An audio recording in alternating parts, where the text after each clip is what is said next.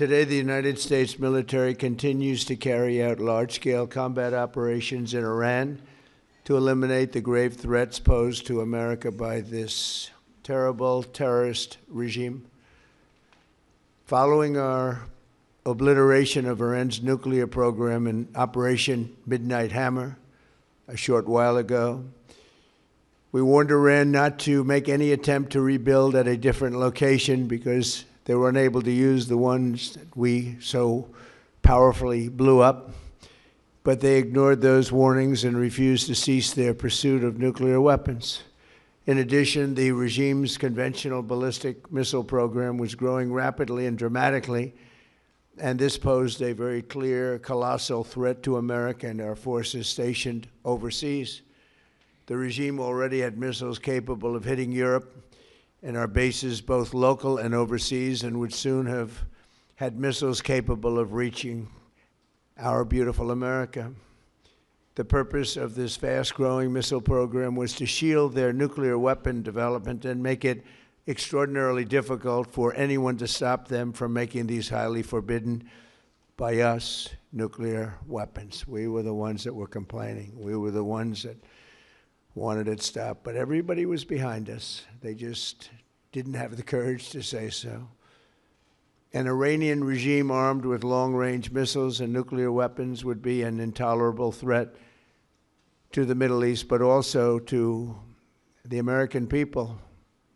Our country itself would be under threat, and it was very nearly under threat. I was very proud to have knocked out the Iran nuclear deal by President Barack Hussein Obama. That was a horrible, horrible, dangerous document. They would have had nuclear weapons 3 years ago, and they would have used them. But I'll not let that happen. For almost 47 years, this regime has been attacking the United States and killing Americans. Every time you see someone with missing arms and legs or a face that's been absolutely shattered violently, it was almost certainly caused by an Iran roadside bomb. They were put there by General Soleimani, who was the father of the roadside bomb. Very proudly, he thought, but I terminated him in my first term. This was our last best chance to strike what we're doing right now and eliminate the intolerable threats posed by this sick and sinister regime. And they are indeed sick and sinister. Our objectives are clear. First, we're destroying Iran's missile capabilities, and you see that happening on an hourly basis, and their capacity to produce brand new ones, and pretty good ones they make. Second, we're annihilating their navy. We've knocked out already 10 ships.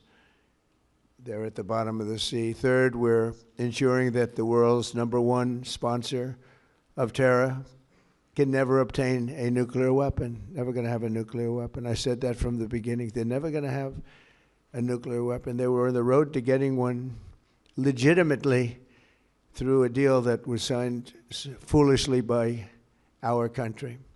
And finally, we're ensuring that the Iranian regime cannot continue to arm, fund, and direct terrorist armies outside of their borders. And we thought we had a deal, but then they backed out. And they came back, and we thought we had a deal, and they backed out. I said, you can't deal with these people. You've got to do it the right way. Today, we grieve for the 4 heroic American service members who have been killed in action and send our love and support to their families. In their memory, we continue this mission with ferocious, unyielding resolve to crush the threat this terrorist regime poses to the American people, and a threat indeed it is. We have the strongest and most powerful by far military in the world, and we will easily prevail. We're already substantially ahead of our time projections, but whatever the time is, it's okay. Whatever it takes, we will always, and we have right from the beginning, we projected 4 to 5 weeks, but we have capability to go far longer than that. We'll do it, whatever Somebody said today, they said, oh, well, if the president wants to do it really quickly. After that, he'll get bored. I don't get bored. There's nothing boring about this. Do you agree with that, Pete? I don't think there's anything, Mr. General. I think there's nothing boring about it. Somebody actually said from the media, I think he'll get bored after about a week or two. No, we don't get bored. I never get bored. If I got bored, I wouldn't be standing here right now, I guarantee you that, to go through what I had to go through. We also projected 4 weeks to terminate the military leadership, and as you know, that was done in about an hour, so we're ahead of schedule there by a lot.